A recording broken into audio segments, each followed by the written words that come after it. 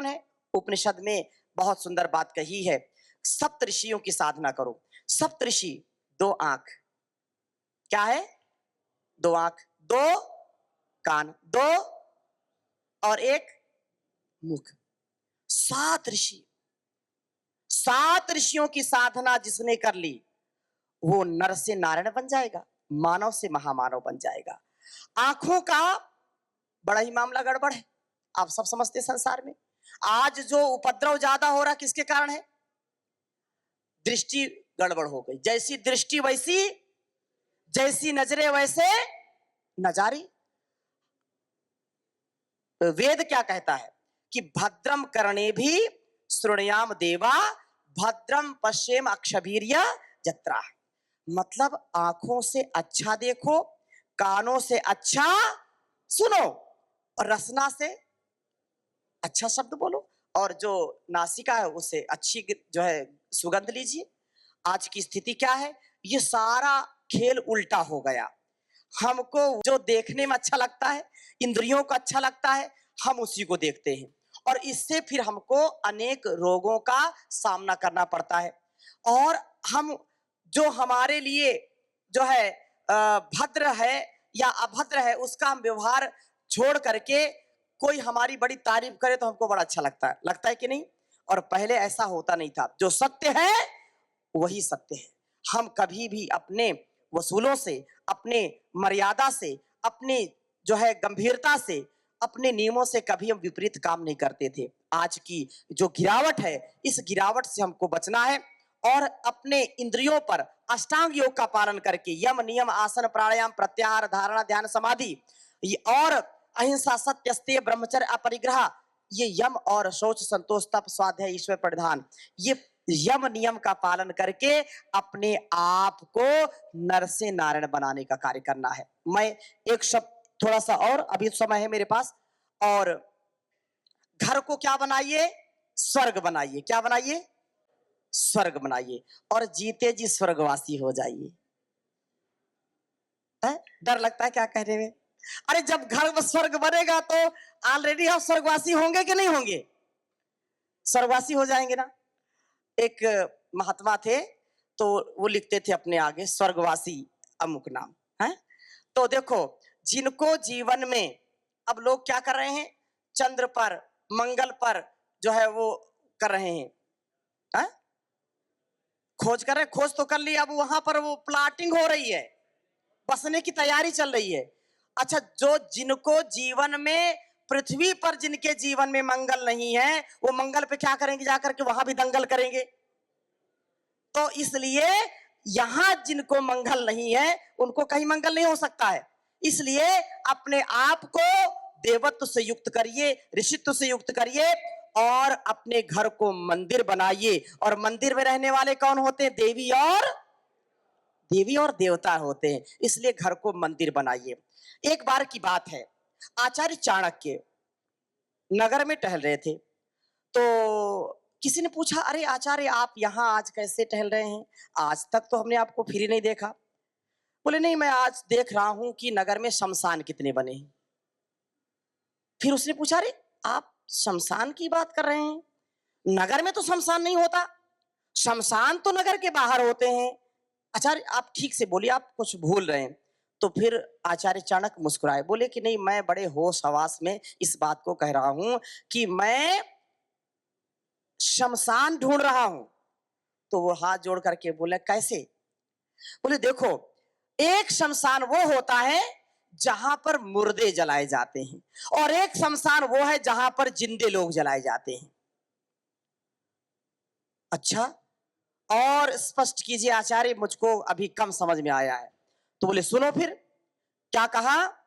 ना विप्रपादोदक कर्दमानी, ना वेद शास्त्र ध्वनि गर्जितानी, स्वाहा स्वधाकार विवर्जितानी, और शमशान तुल्यानि गृहाणितानी। बहुत सुंदर बात कही। मैं आज सबसे निवेदन करूंगा कि आप अपने घर का आकलन करना, चिंतन करना, और आपको अपने घर को स्वर्ग बनाना है। इस बात को ध्यान रखना सदा ही। पहली बात क्या कही कि हमारे भारत की परंपरा क्या है? कहा ना विप्रपादोदक कर्दमानी। जिस घर में अतिथियों का सत्कार नहीं है। जिस घर में अतिथि जाए और उसके पाद प्रक्षालन न किए जाएं और उस पाद प्रक्षालन से उसके घर की जमीन गीली ना हो जाए, तो समझो वो घर शमशान के समान है। वो घर शमशान के समान है। अच्छा, पहले क्या लोग लिखते थे घर में? अतिथि। फिर क्या लिखने लगे? शुभ लाभ लिखे, फिर स्वागतम लिखे, फिर वेलकम लिखे। अब आप देखो शहरों में बड़े बड़े गेट पर मोटे अक्षरों में कुत्तों से सावधान। अब बताओ, कोई अतिथि जाएगा अपने कपड़े फड़वाएगा क्या? अब ऐसा लगता सब इस घर में रहने वाले कुत्ते ही हैं। कहां हमारी सोच चली गई, क्या से क्या हम हो गए। इसलिए अतिथि का तात्पर्य जो राष्ट्र के लिए, समाज के लिए, जो ब्रह्मनिष्ठ श्रोत्री है, जो जिसके जीवन और अपने जगत के कल्याण के लिए जो सदा ही भ्रमण करता है, जो विद्वान है, चरित्रवान, बुद्धिमान, बलवान है, धीमान, वो सच्चा अतिथि होता है। अब ऐसे लोगों ने क्या बनाए? अतिथि कब जाओगे, फिल्म बनाई ना। तो ऐसे अतिथि भी जरूरी नहीं है। अतिथि वो है जिसके घर आने पर घर के लोग प्रसन्न हो जाए, जिसके घर आने पर लोगों को ज्ञान मिले, उनको विवेक वैराग्य की सीख मिले, जिनको राष्ट्र के लिए, समाज के लिए, गौ माता के लिए, धरती माता के लिए, भारत माता के लिए जीने की प्रेरणा हो। ऐसे आए हुए व्यक्ति के आतिथ्य को स्वीकार करना, अतिथि बना करके उसको आतिथ्य देना, पहली बात। तो आचार्य ने क्या कहा कि ऐसा घर शमशान के समान है जहां पर अतिथियों का सत्कार नहीं होता, सम्मान नहीं होता। अगली बात क्या कही कि भारत कैसे बिगड़ गया, इस श्लोक में पूरा दिग्दर्शन आप करिए। पहले हर घर में साधु सन्यासी जाते थे, विद्वान जाते थे, और घर को आप यहां बैठे हैं, आप अगर मैं हाथ उठाऊं तो आप किसी ना किसी परंपरा से, किसी ना किसी गुरु से जुड़े होंगे, है कि नहीं? कि हमारे वो गुरु और हम गुरुमुखी हैं। ये गुरुओं की ये धरती है, ये त्यागी तपस्वियों की धरती है। और आज कोई जब घर में ही महाभारत चल रही है, हम गर्व से कहो हम सनातनी, और भाई भाई में तनातनी। बताओ, ऐसे ये बात नहीं। इसलिए क्या कहा, अगली बात सुनिए, कि जो है ना विप्रपादोदक कर्दमानी, ना वेद शास्त्र ध्वनि गर्जितानी, ना वेद शास्त्र ध्वनि गर्जितानी। याद रखना, जिस घर में वेद, उपनिषद, दर्शन, गीता, रामायण, महाभारत, रामचरितमानस, अपनी सनातन पुरातन ऋषि परंपरा के ग्रंथों का स्वाध्याय नहीं होता, जिन घरों में बच्चे बड़े बुजुर्ग अपने ग्रंथों को पढ़ते नहीं, उनको जीते नहीं, जहां पर स्वाहा स्वाहा करके आहुति नहीं दी जाती, जहां पर बड़े और बुजुर्गों में, बच्चों में जहां पर शास्त्र की चर्चा नहीं होती, वो घर शमशान के समान है। अब आप कल्पना कीजिए कि आपका घर स्वर्ग है या शमशान है। क्या होगा बच्चों का, क्या होगा नौजवानों का? स्वाध्याय अमृत के समान होता है। इसलिए हमारे शास्त्रों में स्वाध्याय की बड़ी महिमा गाई है कि कम से कम भोजन मिले तो शरीर के लिए है, और स्वाध्याय मिले तो आत्मोन्नति के लिए है, जिससे मनुष्य का अंतरात्मा सदा प्रसन्न रहता है। हम भूल गए स्वाध्याय करना। हम गीता रामायण, हाँ बहुत, गीता अगर मैं पूछूं गीता की नहीं, हाँ हाँ हमारे यहाँ क्या है, उसको ऐसे कपड़े में लपेट करके उसकी आरती उतारते हैं। ठीक है, आरती उतारो, अच्छी बात है, लेकिन उसके अंदर क्या लिखा है उसको पढ़िए और जीवन में उसको गढ़िए, उतारिए, मनसा वाचा कर्मणा, तब आपका कल्याण होगा। तो आचार्य ने क्या कहा, अगली बात, कि आप जिस घर में ना वेद शास्त्र ध्वनि गर्जितानी, जिस घर में वेद शास्त्रों के मंत्रों का, श्लोकों का, सूत्रों का वाचन नहीं होता, वो घर क्या है? शमशान के समान है। अगली बात क्या कही, स्वाहा स्वधाकार विवर्जितानी। स्वाहा और स्वधा, क्या शब्द बोला? स्वाहा और स्वधा, दो शब्द समझिए। जिस घर में बड़े बुजुर्ग माता बहनें मिल करके स्वाहा स्वाहा करके आहुति नहीं देते, यज्ञ नहीं होता, वो घर शमशान के समान है। अंग्रेजी में घर को क्या बोलते हैं? होम। क्या बोलते हैं? अंग्रेजों ने जान लिया कि हर घर में पहले, हर सनातनी के यहाँ पहले हर घर में बिना होम के कोई खा नहीं सकता था। बोलो, माताएं बैठी हैं, बोलो। अब होम बन गया हाउस। क्या बन गया? इसीलिए सब बिगाड़ हो गया। वो घर घर नहीं है, वो होम होम नहीं है जहां पर रोज होम नहीं होता। इसलिए अगर घर को होम स्वर्ग बनाना चाहते हो तो होम करो। हाउस से एक शब्द याद आया, ये माताएं, और सेम टू यू, आप भी वैसे ही हैं। इनसे पूछो कि परिचय आपका क्या है। अगर कोई टीचर है, कोई डॉक्टर है तो बोले डॉक्टर है, नहीं तो क्या बोले, हाउस वाइफ। इनसे किसी से पूछो क्या है, पत्नी क्या करती, तो या तो अगर नौकरी है तो ठीक है, नहीं तो वो हाउस वाइफ है। आज से आपके शब्दकोश से ये हटा दीजिए। आप जब अपना परिचय दीजिए तो आप आदर्श गृहिणी हैं। क्या है? आप गृह लक्ष्मी हैं। आप भी ऐसे ही परिचय दीजिए, क्योंकि जैसा आप बोलते बच्चे भी वैसा बोलते हैं। आपको ऐसा ही बोलना है। तो अगली बात कहता हूं मैं, स्वाहा मतलब इंद्राय स्वाहा, प्रजापते स्वाहा, सोमाय स्वाहा। देवताओं के लिए स्वाहा और पितरों के लिए स्वधा। स्वाहा और स्वधा दो शब्द बोले आचार्य ने। अगली बात क्या कही कि जिन घरों में जीवित माता पिता का, अपने बड़े बुजुर्गों का जिन घर में सम्मान नहीं होता, जिन घर में बच्चों के द्वारा बड़ों का सम्मान नहीं होता, उनकी सेवा नहीं होती, उनकी सेवा शुश्रूषा, उनका भोजन, उनकी औषधि नहीं दी जाती, जिन घरों में बड़े बुजुर्ग दुखी रहते हैं, परेशान रहते हैं, वो घर शमशान के समान है। अब आप देख लीजिए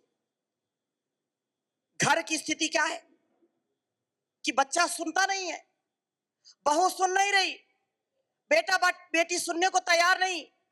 इसलिए आचार्य ने कहा कि आपको ये शमशान देख लिया आपने कि ऐसा जो व्यक्ति है, ऐसा जो घर है वो शमशान के समान है। तो हाथ जोड़ करके फिर बोलने लगा व्यक्ति, अच्छा स्वर्ग बताइए जहां पर शमशान ना हो स्वर्ग हो। तो इसी का उल्टा करके आचार्य ने कह दिया कि सा विप्रपादोदक कर्दमानी, सा वेद शास्त्र ध्वनि गर्जितानी, स्वाहा स्वधाकार निरंतराणी, स्वर्गानि तुल्यानि गृहाणि तानि। कहा कि वो घर स्वर्ग के समान है जहां पर अतिथि का सत्कार हो, जहां पर वेद शास्त्रों की चर्चा हो, जहां पर रोज हवन हो, माता पिता और बड़े बुजुर्गों का सम्मान होता है, वो घर स्वर्ग के। तो अपने घर को स्वर्ग बनाएंगे कि नहीं बनाएंगे बताइए? बनाएंगे ना? अब इसमें भी संकोच कर रहे हैं, और स्वामी जी चाणक्य तो है नहीं। अरे स्वर्ग बनाओ अपने घर को, योग करो, यज्ञ करो, सेवा करो, सत्कार करो। कि करना सेवा सत्कार, करना सबसे तू प्यार, करना सेवा सत्कार, करना सबसे तू प्यार, लेके जग से बुराई मत जाना रे, हो लेके जग से बुराई मत जाना रे। बंदे कभी बनना ना अभिमानी, ईश्वर के आगे चले ना मनमानी, ईश्वर लेगा हिसाब, देना पाए तू जवाब, तब तो तुझको पड़ेगा पछताना रे, हो लेके जग से बुराई मत जाना रे। सबसे मीठी वाणी बोल यही भेंट अनमोल, न किसी को कभी भी तू सताना रे, हो लेके जग से बुराई मत जाना रे। तो जग से हमको बुराई लेकर नहीं जाना। हमारे जीवन का सबसे बड़ा धन क्या है? सेवा सत्कार। सेवा ही, आपकी सेवा ही आपके साथ जाएगी। ये सारा संसार तो एक साधन है, ये शरीर भी क्या है? साधन है। साधन जाने वाला नहीं है, साधना साथ में जाएगी। क्या जाएगी? आपकी उपासना, आपका तप, आपका सुसंस्कार आपके साथ जाएगा। इसलिए ऐसी कमाई कर लो जो संग जा सके, मुश्किल पड़े तो राह में कुछ काम आ सके, मुश्किल पड़े तो राह में कुछ काम आ सके। तो ऐसा कर ले भला, होगा भला, अंत भला है। और बस यही संसार में जीने की कला है। आप भला करो और आपके लिए भला होगा। हाँ, हो सकता है कि आपको लगे कहीं कोई बुरा भी करे, लेकिन याद रखना, हम जो भी करते हैं संसार में, उस भगवान से, जो है परम पिता परमेश्वर से, उस जगत जननी से कभी कुछ छिपता। इसलिए अपने आप को योगी बनाओ। तस्माद योगी भव अर्जुना। भगवान ने सब सारा उपदेश कर दिया, गीता में सारा उपदेश कर दिया और ये कहा कि तस्माद योगी भव अर्जुना, तुम योगी बनो, कर्मयोगी बनो, आप सहयोगी बनो, उद्योगी बनो। और ऐसा करने से आप कभी लेप नहीं करेंगे, आपको कभी भी संसार में अटैचमेंट नहीं होगा। कर्म तो करना है, लेकिन complete attachment with complete detachment, निवृत्ति मूलक प्रवृत्ति। न भोगो न भागो, जागो और जगाओ। ये संसार का नियम है। नहीं तो जहां भोग है वहां रोग है। मैं 2-3 बातों पर और संकेत करता हूं, फिर अपनी वाणी को विराम देता हूं। तो आज से आपका ऐसा ही मानस तैयार हो और मैं निवेदन करना चाहता हूं कि अपने अपने थोड़े से भी कर्तव्य को आपको, यदि, क्योंकि आपको थोड़ा सा तो जो है अगर मंजिल पानी है तो कदम तो चलाना पड़ेगा ना, बढ़ना तो पड़ेगा है। लक्ष्य नहीं उनका, जिनका जीवन में ऐसे वे रह जाते हैं जैसे बहते हुए पानी में हजारों लाखों पत्ते बह जाते हैं। तो लक्ष्य को तो सुनिश्चित करना पड़ेगा।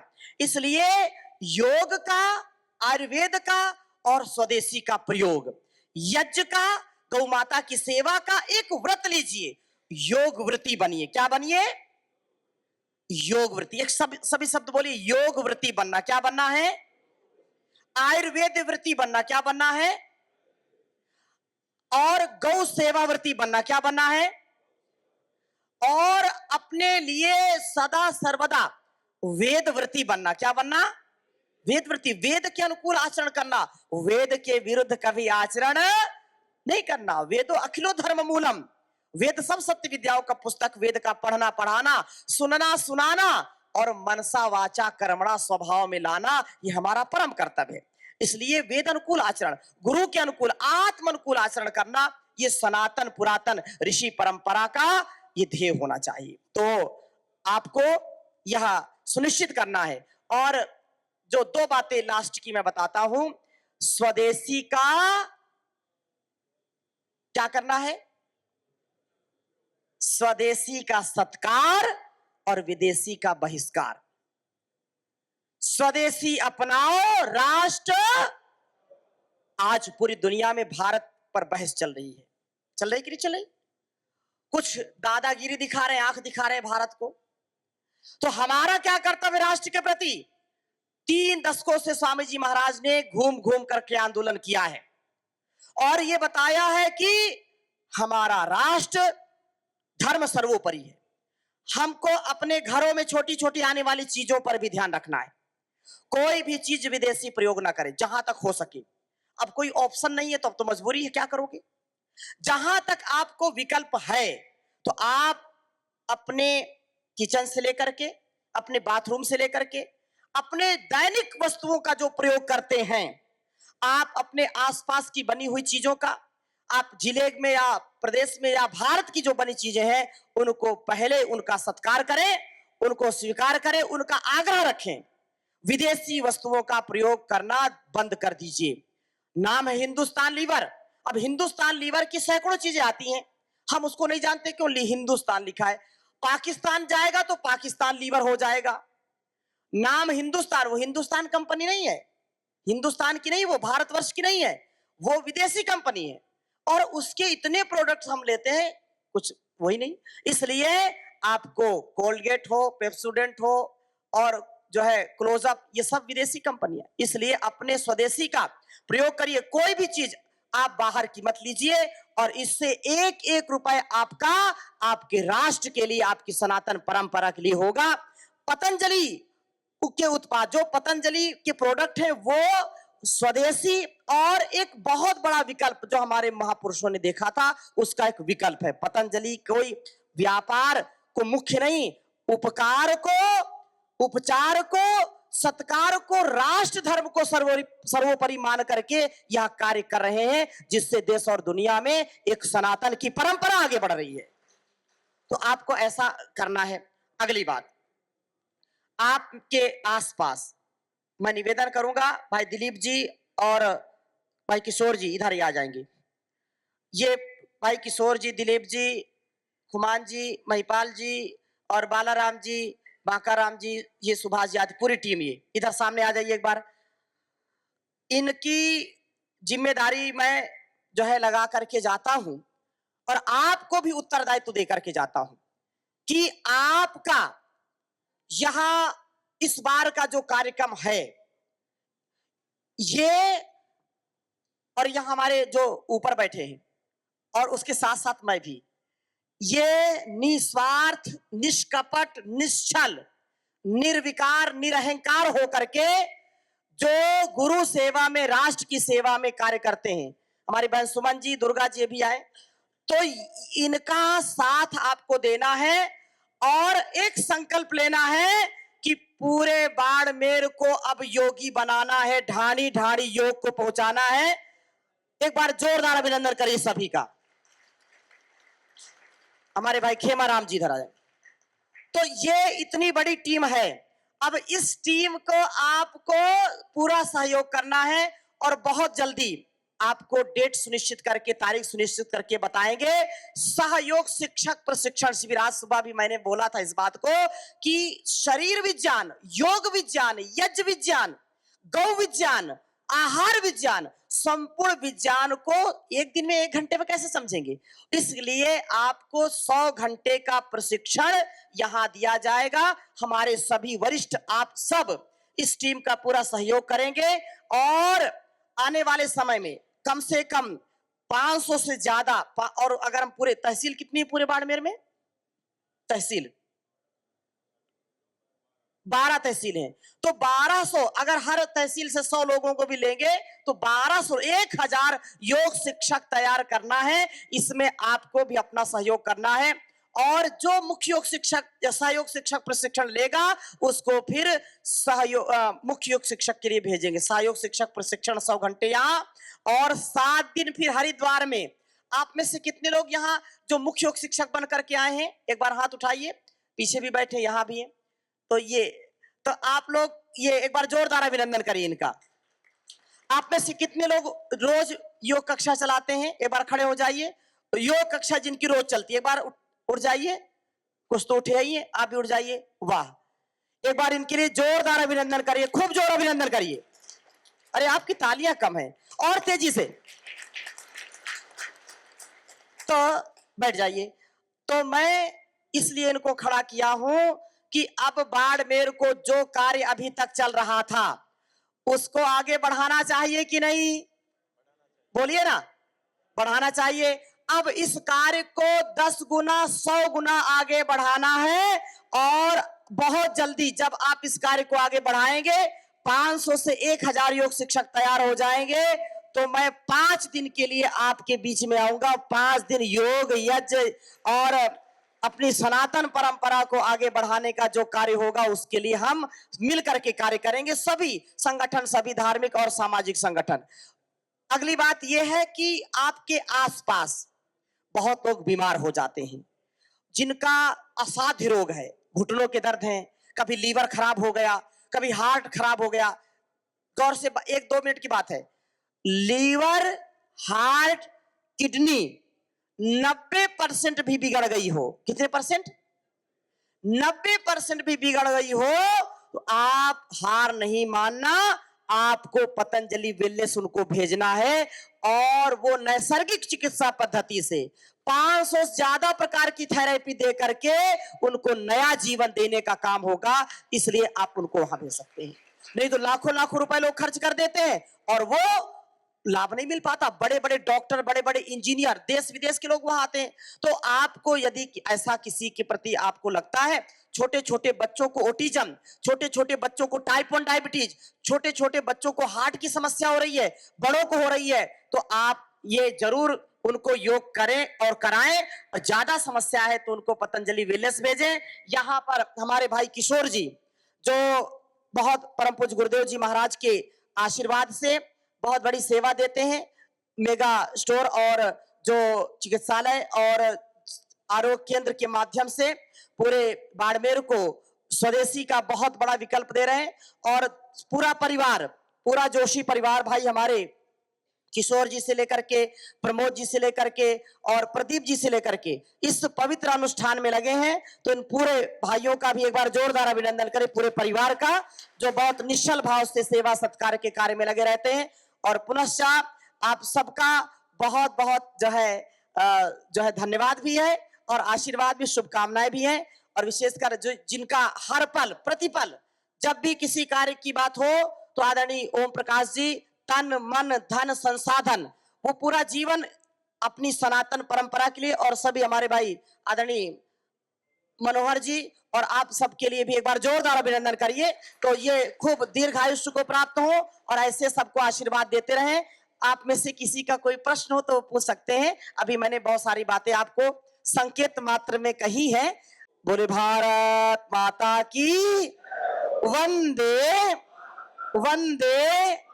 करो योग रहो, करो योग, घर घर जाएंगे सबको योग, स्वदेशी अपनाएंगे देश को बचाएंगे। बोले सभी ऋषि ऋषिकाओं की, सभी वीर वीरांगनाओं की, गौ माता की, धरती माता की, भारत माता की, गंगा मैया की जय श्री राम। आप सबको बहुत बहुत प्रणाम।